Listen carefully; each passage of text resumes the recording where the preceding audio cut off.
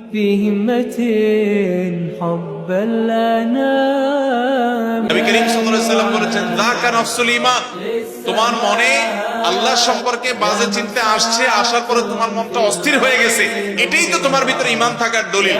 কারণ খালি ঘরে চোর আসে না, যেই ঘরে টাকা পয়সা জিনিসপত্র থাকে ওখানে চোর যায়। তোমার মনের ভিতরে শয়তান এসে তোমার ভিতরে যেহেতু ঈমান আছে এই জন্য বাজে চিন্তা ঢুকাচ্ছে, তোমার ঈমান নষ্ট করার চেষ্টা করছে। তুমি সেটা টের পেয়ে গেছো, অস্থির হচ্ছ, পেরেশান হচ্ছ, এর মানে হলো তোমার ভিতরে ঈমান আছে।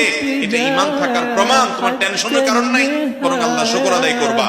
আর এটাকে একেবারেই আমলে নিবা না। এরকম ইচ্ছার বাইরে মনে বাজে চিন্তা শয়তান ঢুকিয়ে দিচ্ছে, এর কারণে আপনার ঈমানের ক্ষতি হবে না, এর কারণে আপনি বেঈমান হবেন না, বরং এরকম পরিস্থিতি আসলে কয়েকটা কাজ করবেন। নাম্বার 1, এটাকে একদম আমলে নিবেন না। নাম্বার 2, খুশি হবেন যে আমার ভিতরে ঈমান আছে।